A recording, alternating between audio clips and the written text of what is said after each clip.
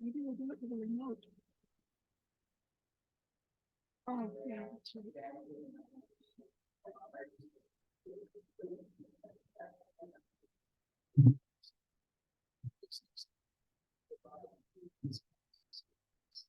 Son, you caught all that quiet talk I was doing then. Oh, nice.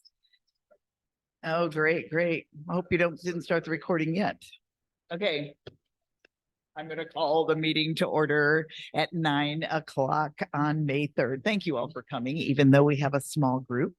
And I thought this morning that I would just read one of my favorite John Muir quotes before we get started and then have a moment of silence. And so this is from John Muir when he was out in the Yosemite area. Climb the mountains and get their good tidings. Nature's peace will flow into you as sunshine flows into trees. The winds will blow their own freshness into you, and the storms their energy, while cares will drop away from you like the leaves of autumn. Let's have a moment of silence.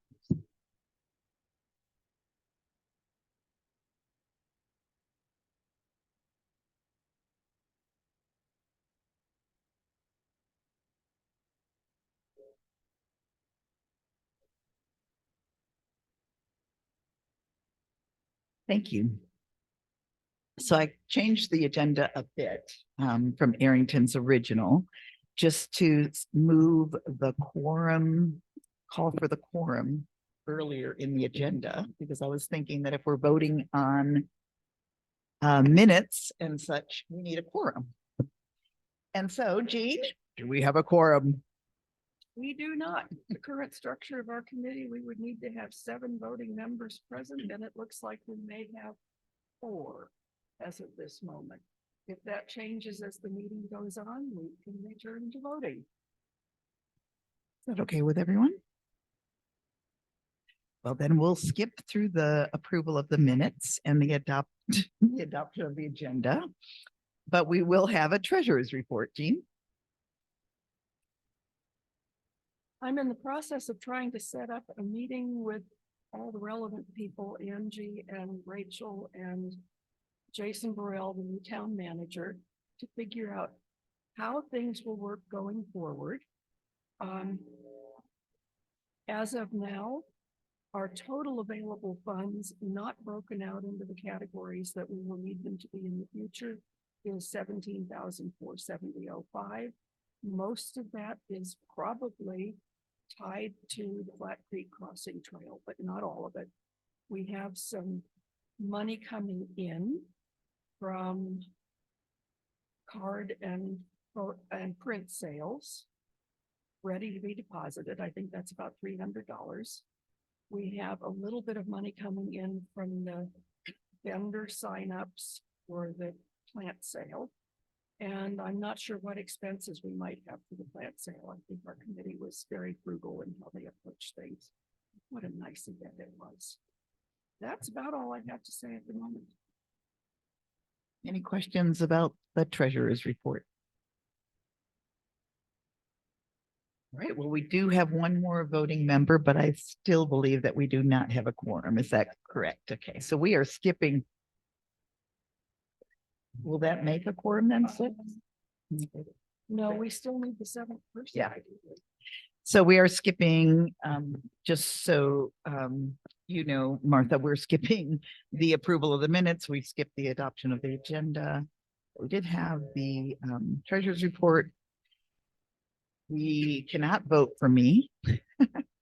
I was appointed, but that still needs a vote from the committee. So we do need to wait for a quorum on that. Hi, Jason. But thank you for coming, but we still don't have a quorum. Sorry to say. Do you know if anybody else is coming? Okay. Well, we'll just move through the agenda then. I did want to make an announcement though about another thing that needs to be done at the next meeting is we need to swear in Arrington. She actually was never sworn into the committee, and she is filling the position of the National Wildlife Federation position. But Bill Seaman is actually going to be our liaison with the National Wildlife Federation, but he did not want to serve specifically on the Landcare committee. So he is going to be the liaison, and Arrington will give the reports and report on what's happening with the National Wildlife Federation. So we finally got all that cleared out. We realized that Arrington was not technically even a member of our committee before she started as our chair. So yeah, we're learning all these town politics, right, Jean?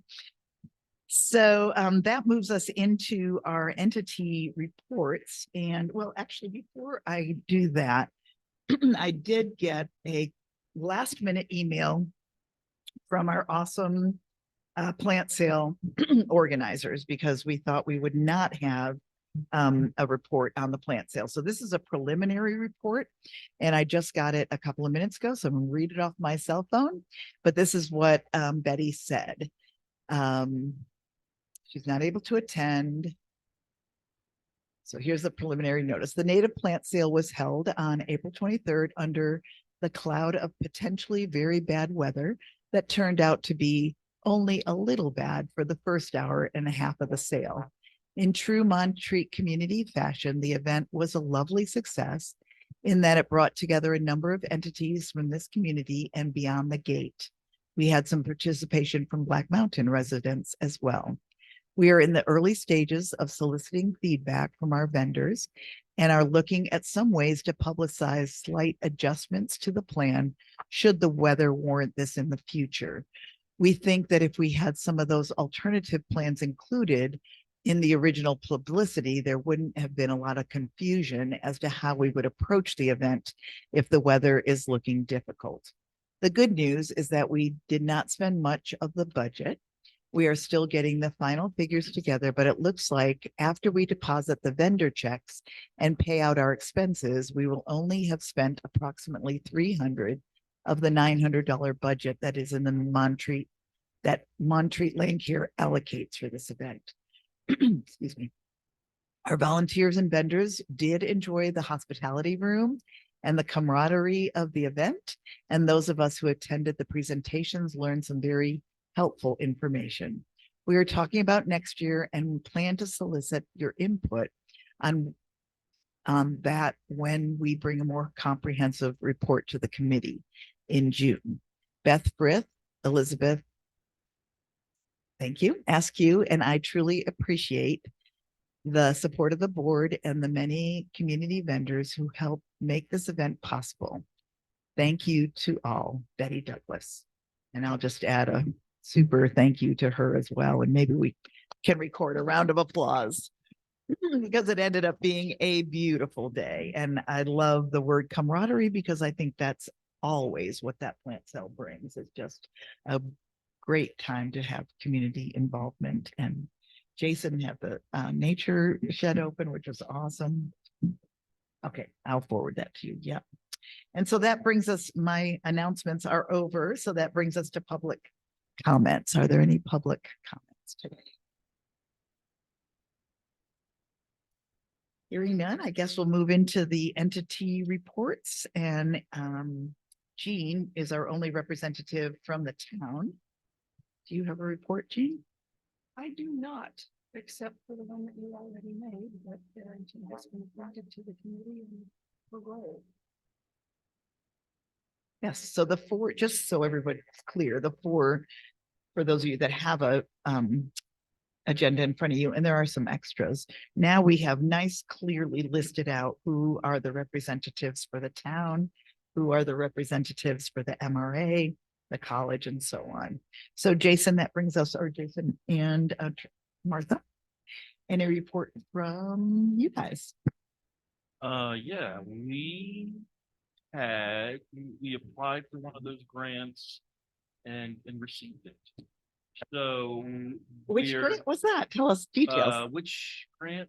It was through the Community Foundation of Western North Carolina, and we applied for funds to go towards I'm trying to say, like the trail assessment that we've been talking about. Have Yes. an outside group come in and help with the trail assessment. Doesn't cover all of the expense, but that's the one we applied for.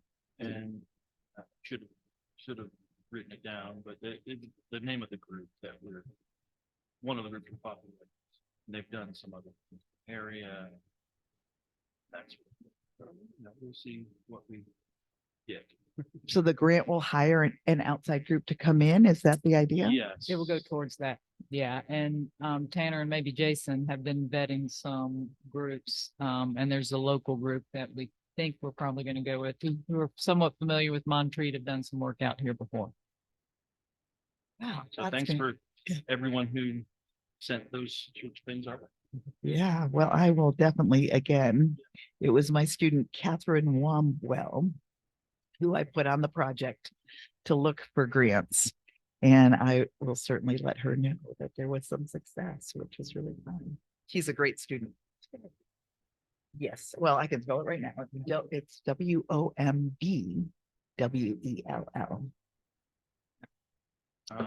then, yeah, we're getting ready. Summer starts in like a month, June 4th, I believe is the first youth conference. Our staff will arrive the week before that. So weekend before that, I guess. Nice. Great. That's really good news.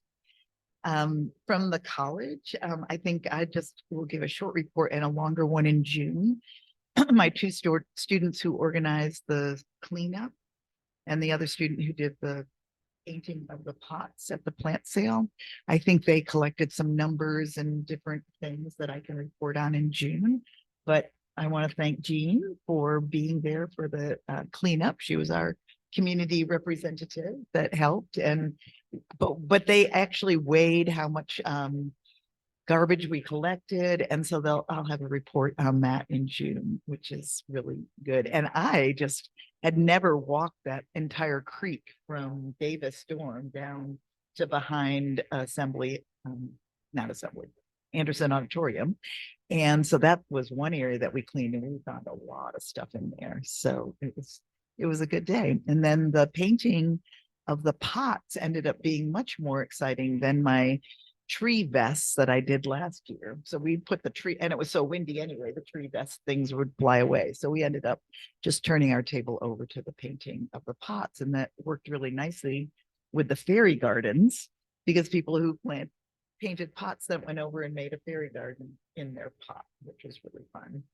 So that was a good thing. And of course, the last day of classes is Friday. Finals week is next week. Graduation is next Saturday. And then just an update from my department, we send out our 3-week backpacking trip at that first May 14th on Mother's Day. And our first night, I think we've made the reservations already, is usually at the shelter, the first shelter up here. So Monday night, we'll have a group at the shelter. They're out for 3 weeks, and then they come running back into Montreat on June 3rd. So if you see a bunch of runners coming down the mountain, that'll be my group that has been out for 3 weeks. And then their last challenge is running from the top of Mount Mitchell back into Montreat. And we gather at the library for that event. So you'll probably see us then. Yeah. So those are all our outdoor recreation studies students. I don't know what Josh is up to, but I'm sure he's busy with his PhD at this point. So that's my report. And then I did. I'll send you an email. Like this, but is it not on? I didn't do this. Okay. So I'm representing the Montreat Cottagers Wilderness and Open Spaces Committee, which Beth Fountain chairs, and I am vice chair, and Hal is a distinguished member of that committee as well. As we've reported previously, we have continued to explore 3 options for potential ownership of the Rocky Knob property that's been owned by the cottagers for over 30 years. One is status quo. The cottagers continue to maintain ownership. Second is a transfer of that property to MRA. And the third was a potential transfer of the property to the Southern Appalachian Highlands Conservancy, who already administers and monitors the conservation easement that exists on the property. We had a meeting with the Highlands Conservancy a couple of weeks ago, and as a result of a very in-depth conversation with them, mutually concluded that they're taking over ownership of the property is not really a valid option for a variety of solid reasons, including significant expenses that they would have to incur in order to complete appraisals, transfers, you know, lawyers' fees, things like that to take over the property. They really are not in the business of owning property, so they would actually have to find a third party to step in and monitor and administer the conservation easement that they do today. And the primary reason is that their objectives have already really been accomplished by just having the property in a conservation easement. So there's really no kind of incremental upside for them for taking over ownership. As a result of that, we're obviously down to the other two options, which are the status quo or a transfer to MRA. And our next step is we are in the process of scheduling a meeting with Richard and Hannah in the next probably 30 days that will happen depending on calendars. Any questions? Well, there is a loose, requirement that the property be accessible for hiking and things like that. And so between, I think the summer rangers are doing most of that at this point. And I was up there a month ago and I did a little bit of, light cleanup myself. I think it's if you've been up there, you know that there's not a whole lot of maintenance that's required. It is a pretty natural state, although it does offer some beautiful views. So I think there's nothing significant in terms of cost. I don't think the cottagers have ever incurred any expenses in maintaining the property. The only expense the cottagers currently have is an annual liability insurance policy with a $300 premium. And MRA already has a similar policy on all the much bigger tracts of lands that it owns that are managed, administered by the conservation of the Southern Appalachian Highlands Conservancy. Any other discussion or questions?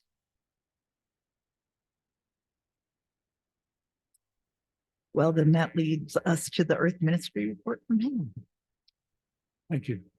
We had our Earth Day Wednesday night presentation by Beck Britt on food and farming, and the continuation of her presentation from last fall. And we're looking ahead to this fall's presentation, and we started talking about bringing up Rocky Knob and the results, whatever does happen there. And if it happens to give a presentation on the wilderness anyway, conservancies in the Monterey area, so that everybody knows what the situation is and what happens now that the Southern Appalachian people gave us a nice map of the area that covers that whole area. And get to see what we own, what the MRA owns, and what the bear hunters own, and what the Forest Service, owns. And the watershed, yeah. The watershed, and then eventually the parkway. Yeah, Bill Sanderson funds 90,000 contiguous wilderness acres between all of the parkway, state, not much a big park. Us and the watershed and his guy, the big macro preserve. Essentially everything from Monterey swamp out to the parkways.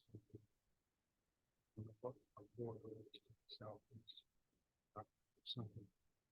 You get back to your farmland and drop off. The bear hunters land is obviously not conservation is because the factor in all of this. But there's something else. How many acres do the bear hunters own? 13. Yeah, 13. Along with really. We think approximately 1,300. Yeah, it's a narrow north-south ribbon for the most part. On the toll road. Yes. I mean, With little flags sticking off. You want to think about it that way. It apparently runs down to my backyard. Well, that'll be really interesting. We'll be looking forward to that. I know a few of their goals. And I agree that Beth's presentation was amazing. She did such a great job. Yeah. Good. It was really fun to be there and support her. Is it recorded? No, I don't know. Just keep recording. I didn't see. I hope so. The first one was. And I haven't yet been able to make an opportunity to watch it, but This one may be too then. Unfortunately, I was still in Florida, so I missed the details of the setup. Well, thank you, Hal. That'll be exciting in the fall. And so that leads us to the team reports. The Flat Creek Crossing, do you want me to read this? Okay, so this came in just a little while ago as well from Patty Pyle, just an email. And also, I hope you all saw that she's inviting us to have lunch down at the church where she works. Did you all see that email? So she said, anytime after this meeting, it's 11:30, I think, down at the Episcopal Church for lunch. Yeah. from Patty Pyle to Dottie Schumann. Sorry to be late on this. We're hip deep in the grant writing, spent over 8 hours together with Grace and Jean yesterday, and work continues. Black Creek Crossing update. Completed the first publicity brochure handed out at the native plant sale and soon to be posted on the website and post office, town hall, and other locations. We have a copy for who wants one.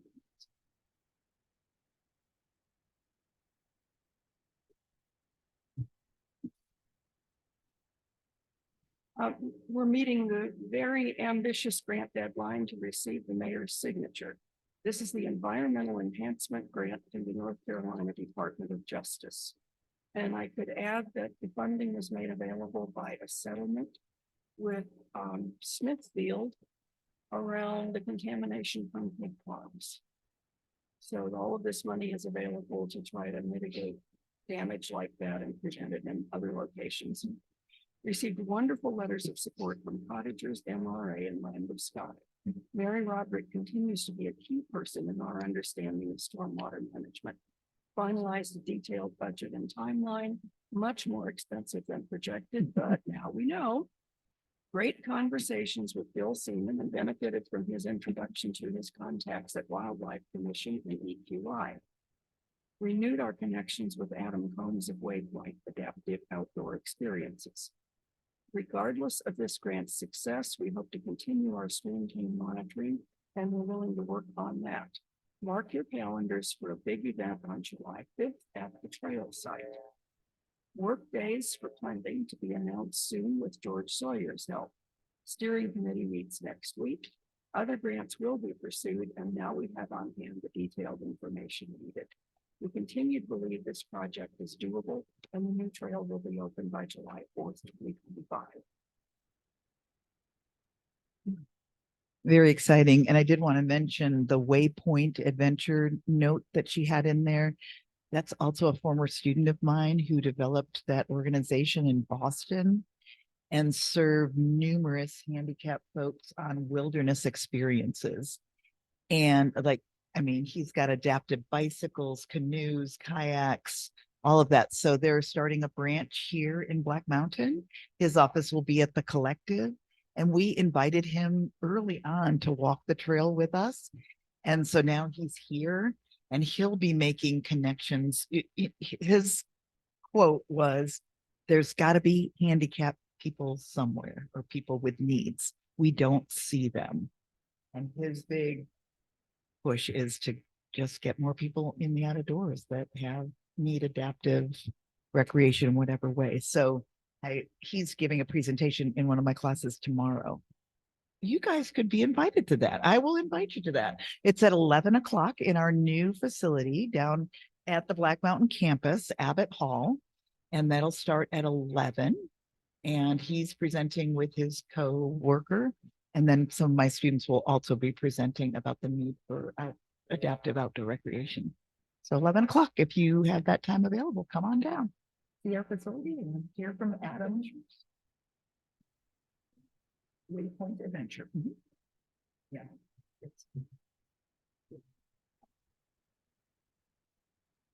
So that's exciting stuff.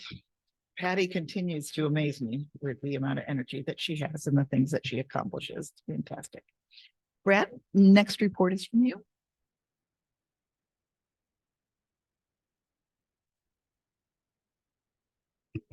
It's on.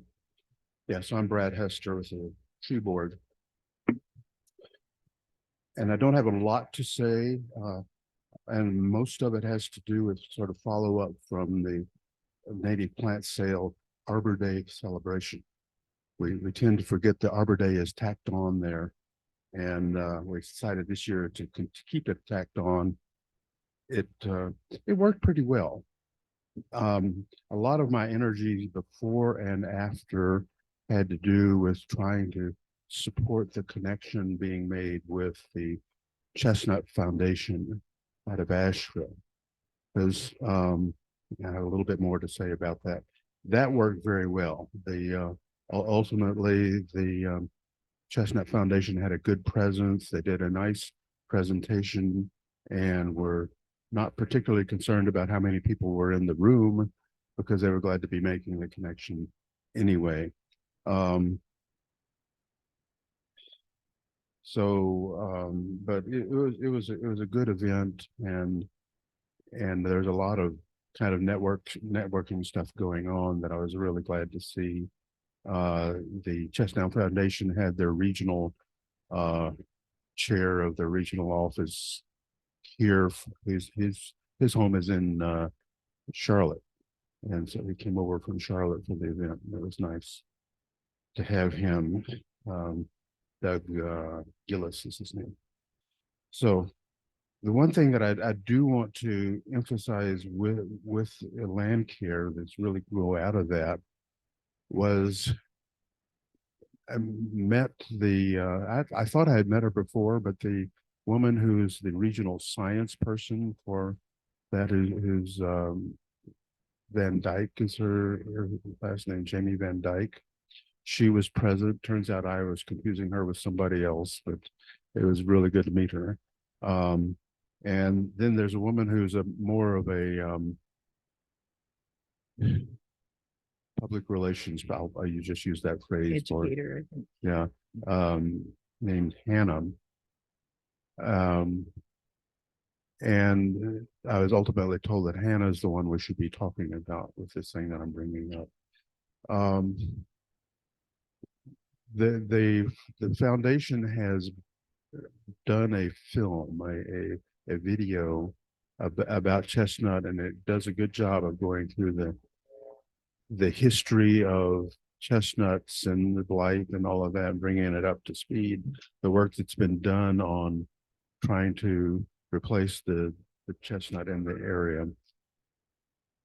And it's very timely because for years and years, they've been saying we're getting close about being able to bring a tree back into the community that will be blight resistant. And now just this year, the federal authorities have said it's probably sometime this year, they will be able to release the tree to being used in the world. The tree is a genetically modified tree that has one tiny little tweak in it that enables a tree to resist it's a defensive thing that all plants have, and that presence with the waiting for that to go by. Somebody calls the fire alarm, probably. All plants have chemicals that defend them from attacks and things, and the fungus is no exception. But when the fungus gets into the tree, that ultimately causes the tree to have cankers that go all the way around the tree, which cuts off the flow of fluids in the tree, which kills the tree. So historically, what happened when the blight got down this far, this started happening in here, and it's why there's more chestnut wood in the auditorium than there is anywhere else. But it used to be that more than half of the trees in this valley were chestnut. And now with very, very soon, the trees are going to be coming back. These modified trees are blight resistant and should be able to survive the attacks that come with the fungus. So the Chestnut Foundation is very excited about this. They're really working on changing things from how do we find a tree that's resistant to now that we have them, how do we get them back into the woods? So many of the trees that are here in Montreat are still here, and many of them are still alive. It's just that the living thing is in the root thing, and every once in a while they'll send up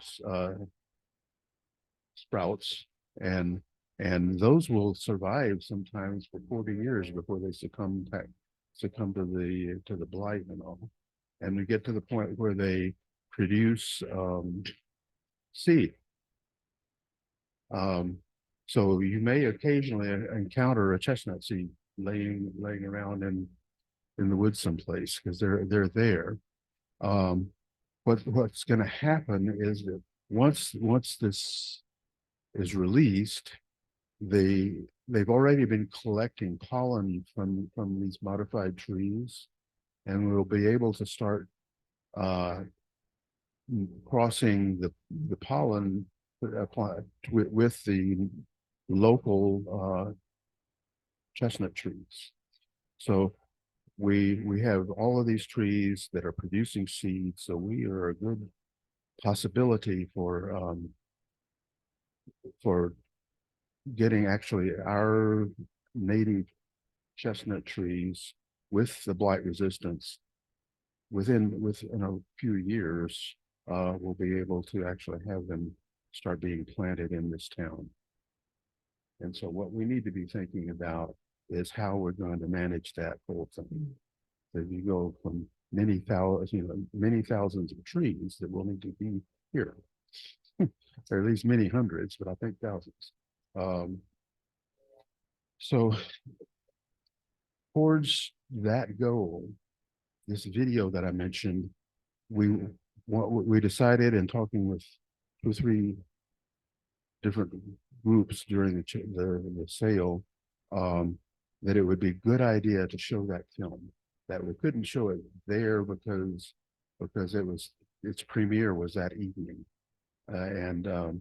so but now it's available to be seen, and they're asking for venues to show it. So I would like the tree board to work with Landcare, to work with the different entities, and have an event that invites the whole community, plus probably even people from Black Mountain, so to come and view this film and really use that as a kickoff for the conversation about what we're going to do next. So that's really the main thing I'm doing, and I'd like to ask the Landcare Committee to put that on your agenda to make a decision to support that showing of the film and work with the other organizations to make it happen. I think that's a great idea. I was hoping that we would move forward with something like that. There's no cost involved, right? No, and they will send people. They're very eager to get the word out, and they'll send people to do that. Yeah. They can kind of like help with the programming. What we need to do is get the people to listen and have a place for it. Yeah. I'm sure we can do that. So I guess, is this another project? I'm looking for help from my committee here. Is this another project that would be voted on as an approval for a team project? Or is it because the tree board is already a team that the team board takes the lead and we support you? Or how does that, how do you see that work with the Landcare and the tree board? I haven't really defined it that much. I would assume that the tree board would have a lead role, and I can work with MRA to find an appropriate venue. Or the college. Yeah. Or both. Yeah, whatever. Or what about the cottagers meeting? Would that be an appropriate time to have something like that as well? we can talk about it. Certainly want to have cottagers aware. If it happened, I was thinking that it might, if it could do it around that time, it might have other people in the community who are maybe not always here. You know, I think it's a great we have to idea. get a sense of how many people will And be of wanting course, to Dolly see it. Parton is the star Yeah. of the movie. She Yeah. Well, talks don't about forget- don't the forget Jimmy Carter. chestnuts. He's there too. What's that? Don't forget Jimmy Carter. He's Oh, yeah, up there. Jimmy Carter's. We got to see the preview of the Plant Sale experience. How long Um, is, how long is the film? It's not real long, probably a little less than an hour, 40 minutes, something like that. But if Landcare could agree that yes, you're part of it, and let me know who's gonna be the person I should be talking to about that, and we'll have more conversation and get it happening. I don't recall ever having voted in the past on adding a new team. The reports from tree board are not actually as a team, but I think we can form a new team anytime. I think we could. A chestnut affirm it team, without even- affirm it without a vote. Whatever, you know, I'm not a member of the board because Want to be on the chestnut team? I'm not a member of the board because Amateurs, but we are. Yeah. Well, I mean, I think moving forward, what I was we trying could to. all initially say whether or not we support this idea. Yeah, I mean, Okay, I assume the support is there. I think when you can vote, put it in your minutes. yeah, maybe Let, that's what we let do. people know, you know, Yeah, and we'll. that we had a presentation Yeah, I this would- month and we were going to vote next I'm month. bringing this to you in the way I am because I'm not a voting member. You know, Yeah. this town has not seen fit to make me amongst the people that are members of this board. So, And then maybe as if there's publicity dollars that need to happen or something, you know, the land care committee can make, you know, support that if we're going to do flyers or anything. I like would that. say if you're going to try to do something for cottagers, we should probably, that should probably be dealt with sooner than later in Okay. terms of if, cottagers meets in Upper Anderson, right? Usually. I mean, I certainly, That's a nice venue. they certainly can do that, but I think just making sure with. I think, gosh, who runs it? yeah. Coleman Ledgerton. Yeah, is I'm the thinking about who president runs point on our end on making sure. that Me. it's You? on Okay, The cottager meeting. Okay, Yeah, it's so then just scheduled for make the sure- third Saturday in July. It's always the third Okay. Saturday. So I don't want to try to myself, I don't want to try to make this part of cottagers. Having it around the same time is probably a good idea. But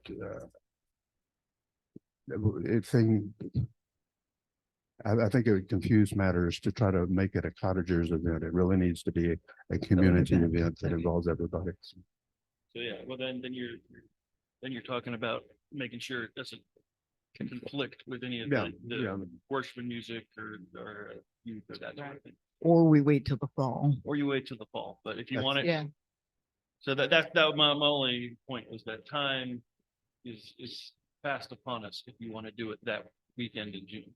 yeah. Critical And- mass for cottagers is typically from, you know, right before the 4th of July through about the third week of July. And those 2 Yeah. to 3 weeks is when we have the most cottagers here, if you wanted to capture them, in addition to Black Yeah. Mountain folks and Yeah. whatnot. I'm not even, I've been saying, yes, could be a good time to do that. I'm not even sure it's the best time to show the movie. It might be better to wait until the fall. But that's, once it's decided, everybody's decided we're gonna do it together, then we can come together and decide. Or we do two events, one just for the cottagers as a part of that meeting. I don't know what their agenda looks like. You- And then we do a public event in the fall. Yeah, usually the cottagers thing like keep things short. Okay. And they run Okay. out of time more than anything else in people's attention. So, But it would be a good time if there's no cost. And maybe we could do it, as you said, several times. Yeah. It doesn't have to be one time. There are different venues. would be good. For instance, it could fit into our Wednesday night presentation. Mhm. 45 minutes is just right. Yes. So there are people at the Chestnut Foundation who will be very happy to work with us and work with the town to develop our engagement with the Chestnut thing. And that's what I'm really trying to get to, is that community involvement. But we need more than just tree board saying let's do that. So I'm asking the Landcare committee to step up and say, yes, we'll participate. And then we can come together some separate menu and decide exactly how it would be doing. So let's done it. I have just a couple of curiosity questions. Are the new resistant trees expected to attain all the characteristics of the historical chestnuts in terms of life Yeah, I expectancy and kind of size? glossed over that. So currently, the most resistant trees that are out there are what are created, what they call back cross. It's a more traditional hybridization process. Hybridized American chestnut with Chinese primarily, and then have worked to reduce the percentage of the Chinese and increase the percentage of the American that are resistant. So, and there's some pretty resistant trees out there that have been come about by that method. This genetic modification is, you know, adding one tiny piece of genetics to that. And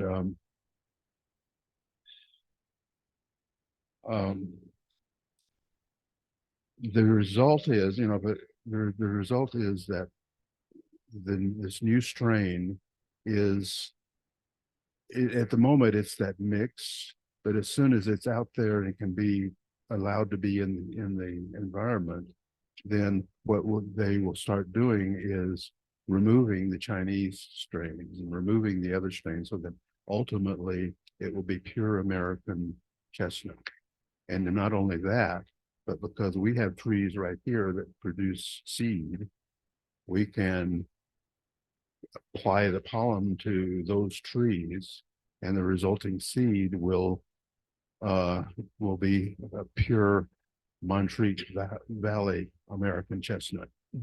Yeah, so it's And the other question, so the chestnuts were, you said at one point, more than 50% of the timber in the Montreat area, and I guess other areas as well, is so obviously other species have filled that void. Is there any expected adverse impact on kind of what the forest will look like ultimately when the chestnuts are reintroduced? And is the goal to get them back to being 50%, or how does that all kind of come together, do you think? I don't have a lot of those answers to that. If you see, I did for the first time the other day, saw some photos of the forests in this region when the chestnut was there. The chestnuts, they're giant trees. The tallest trees here are maybe between 80 and 100 feet. The chestnut trees, mature chestnut tree could be 130 feet. So they provide canopy for everything else. And how that plays out in terms of the mix of trees in an area. We won't be around to see it. Yeah. Yeah, but that is the goal of the foundation, is to restore the Yeah. forest to what it was, which is an amazing goal. And And I might have to cut you off because Okay. our time is ticking away, but there's great information on the American Chestnut Foundation website, and it's very complex. You did an excellent job at describing the process. yeah, no, that's fine. So come to the movie and join the conversation. We'll have the Right. And we're so lucky that the foundation office is right here in Asheville. So we have great connections to the folks there. Any other questions about the chestnuts? Quick questions? Sorry to move us along, but I need to get to chapel at 10. Sorry. Let's see. So that leaves us to Bill Siemens' report and about the Certified Wildlife Habitat Program. And so he's got a few points here. He did go to a May 2nd conference call. There were 30 people on board, and kind of interesting there. What stood out is introducing fragrance into the gardens as a part of an olfactory challenge, emphasizing music and bird songs in the gardens, connecting habitats to create wildlife corridors. So it's the 50th anniversary of the Habitat program. And the good news is that if you don't have a wildlife habitat at this point, we're trying to get more. Of course, his goal is to get 100% of our residents to have a wildlife certified garden. And the good news there is that you can get your sign for 20% discount. You have a habitat and you don't have a sign, you can apply for a 20% discount on your sign. The immediate task that he is working on is to get Montreat recertified.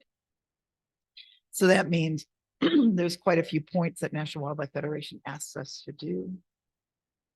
So he's working on that. He's approached a couple of individuals to join the project to help him, I guess, with the 30 points. The first promotion to get new backyards into the program was at the Plant Sale and Arbor Day Festival on April 22nd. 2 large posters were there with QR codes, so people were able to just snap the QR code and find out how to set up their backyard wildlife program. And so he's awaiting response from National Wildlife Federation to find out how many people actually clicked on and will move forward with their wildlife habitat. A second promotion of the wildlife habitat occurred at the Montreat Presbyterian Church on April 23rd. And Martha Campbell set up displays there explaining the program and distributed applications as well. And let's see, number 6, it seems useful that we develop some sort of annual work plan for this program. For example, we need to verify existing certified yards and then consider how to publicize the program. So I think he's thinking through all of that, but Bill Seaman, has great plans for our community and really wants to push that 20% off of the signs as well, because that's good through June. So anybody that hears this that needs a sign, that's good through June. And then the last point is that he wants to stay tuned for a challenge for all the members of Landcare for 100% participation in the backyard wildlife program. Oh, I read that as 100% of the community, but maybe just wildlife. Oh, I don't live in Montreat. You guys live in Montreat. So he wants 100% of the Landcare committee to commit to having backyard wildlife.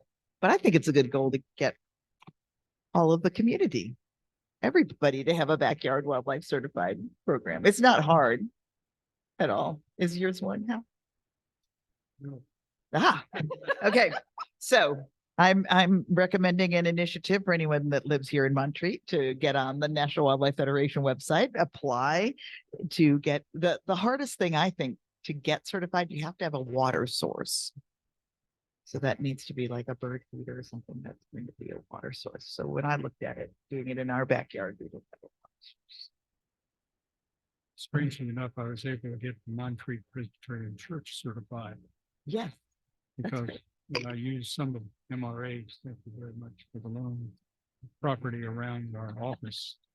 Yes, and I do. Since all we have is that many flowers. Yeah, and I do believe that the Montreat preschool is also certified because we had to have a school entity to get the community certification. So, Well, if you're on Landcare, but you don't live in Montreat, I got lots of spots available to adopt and you can create your own spot here. there you go. There you go. Community wildlife spaces. So is there any other unfinished business that we need to cover for this meeting with our non-quorum? Thank you for all of your reports. Any new business that we have to consider except for the filming? I think that's a great item to put on our agenda for next time. And that leads me to June 7th is our next meeting. And I believe we can use this facility, right? Throughout, we used to have to find a place in the summer to meet, but now we have this awesome facility, so we'll meet here on June 7th.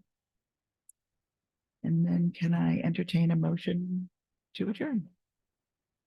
So move. Second, but we can't vote on it, so I guess we have to sit here for a really long time. Well, thank you all. I appreciate being able to get to chapel at senior chapel today, so thank you. So we don't have